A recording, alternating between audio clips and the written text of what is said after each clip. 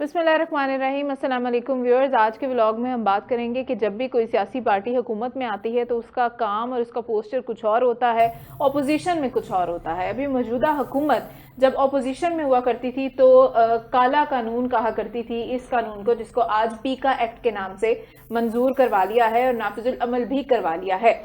मेरे साथ इस वक्त मौजूद हैं सीनियर एनालिस्ट और सच न्यूज़ के प्रेसिडेंट, उनको वेलकम करेंगे। अस्सलाम वालेकुम। वालेकुम अस्सलाम। व्हाट्सअप, सबसे पहले तो बताइएगा कि जिसको आज हुकूमत पीका एक्ट कह रही है, जब ऑपोजिशन में थी तो इसको काला कानून कहा जाता था। एक तो ये पोस्टर में फर्क बताइएगा और दूसरा बताइएगा कि ये पीका एक्ट जो है वो किस तरह से कदगन लगाता है आज़ादी इजहार राय पे और आज़ादी सहाफत पे। बिस्मिल्लाहिर्रहमानिर्रहीम। ये पीटीआई ने पीका कानून जो है वो मुतारफ़ करवाया था। मैं एक रोज़नामा में डेली न्यूज़पेपर में काम करता था। मुझे एक इनविटेशन मिला इंफॉर्मेशन मिनिस्टर फवाद चौधरी साहब की तरफ से, और उन्होंने मुझे इस्लामाबाद बुलाया और इनवाइट किया, दावत दी। मैं इस्लामाबाद गया। चाइना सेंटर में उन्होंने एक मतलब एक बैठक अरेंज की थी जिसमें मोईद पीरज़ादा भी थे। अच्छा। उस दिन की बात है जिस दिन आपको याद होगा कि तालिबान जो हैं उन्होंने कब्ज़ा किया था अफ़गानिस्तान पे। तो मोईद पीरज़ादा क्योंकि वो कौमी सलामती के मशीर थे तो इस वजह से उन्हें भी हंगामी तौर पे बुला लिया गया था। वैसे ये बैठक ये नहीं थी, बैठक ये थी पीका कानून के हवाले से। फवाद चौधरी ने पीका कानून के हवाले से कुछ 10 से 15 लोग इकट्ठे किए हुए थे, जिसमें मेरे समेत कुछ एंकर्स थे और कुछ एडिटर्स थे।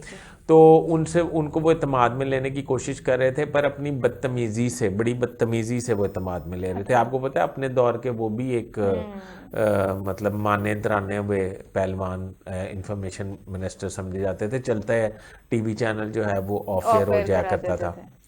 तो उन्होंने कहा जी कि ये पीका एक्ट आ रहा है, ये हो रहा है, ये हो रहा है, कानून आ रहा है, इस तरह हो रहा है, इस तरह हो रहा है, इस तरह हो रहा है। तो एक मेरे समेत एक दो लोगों ने कोई बात करने की कोशिश की तो उन्होंने बड़ी मतलब काराना तरीके से उसका जवाब दिया कि आपका किसी को, उन्होंने कहा कि आप तो बाइस्ड हैं, आपसे बात नहीं की जा सकती किसी को, यानी कि मुझे उन्होंने कहा कि आपके इश्तिहारात, मुझे पता है आजकल काम है, इस वजह से आप बोल रहे हैं। तो मैं, हालांकि मेरा इश्तिहारात से कोई ताल्लुक़ नहीं था, पर मैंने उनको वजाहत दी और ये पूछा कि इस कानून के हवाले से अगर हमें, आपने मुझे लाहौर से बुलाया तो बात करने की तो पाबंदी नहीं होनी चाहिए।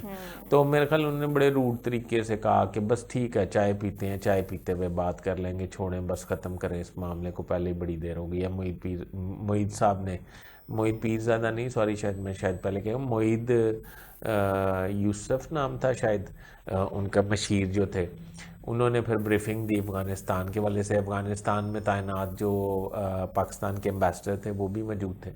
बहरहाल कहने का मकसद ये है कि उस वक्त की अपोजिशन ने इसको काला कानून करार दिया था। मरियम नवाज़ को देख लें आप, उस वक्त के मरियम औरंगज़ेब जो हैं उनको देख लें, उन सब ने इस पे एहतजाज किया था। तो आज हालात ये हैं कि इसी कानून की बलि हम सबको चढ़ा तो दिया इसी गया। हुकूमत में अज़मा बुखारी साहिबा ने कितने जो है वो सहाफ़ियों को कितनी सारी बातें की, कितना उनसे नाराज़ हो गई, कोई बहन हाँ। भाई नहीं होगा, ये नहीं होगा, वो नहीं होगा।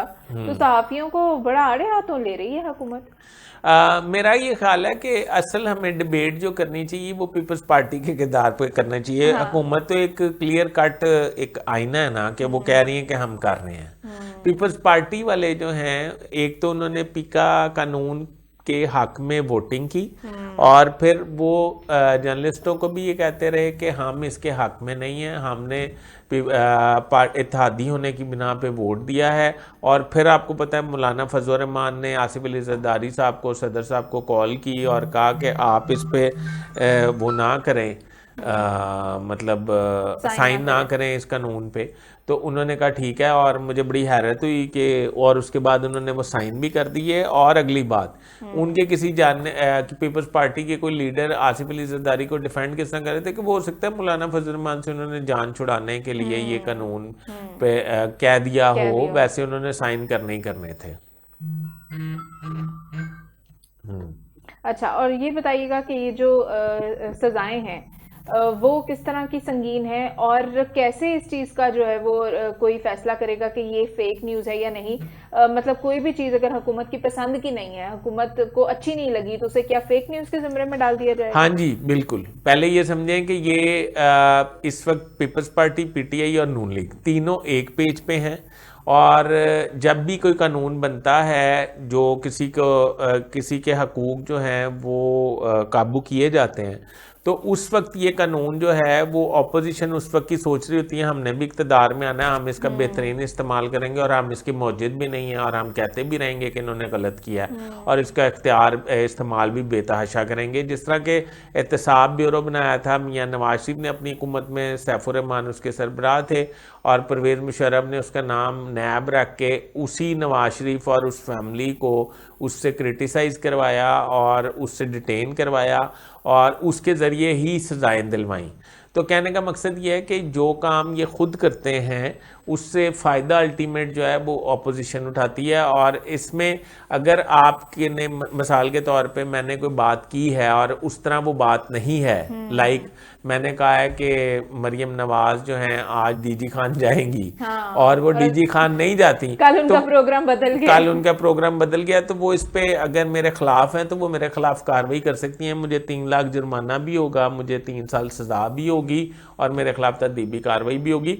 ये हुकूमत ने बड़ा नाक का 20 लाख रुपए जुर्माना और ये नाक का मोम बनाया है। इसको जिधर चाहेंगे मोड़ लेंगे और जो नापसंदीदा लोग हैं, जो लोग बैठ के वॉच डॉग हैं, जो बैठ के हुकूमत पे तनकीद करते हैं, उनका सदेबाब करने के लिए, उनका गला टाइट करने के लिए ये अच्छा, हुकूमत की फायरवॉल फेल हो गई है, यानी कि फायरवॉल फेल हो गई है। अब ये नया ये नहीं फेल होगा, ये ज़हन में रखना।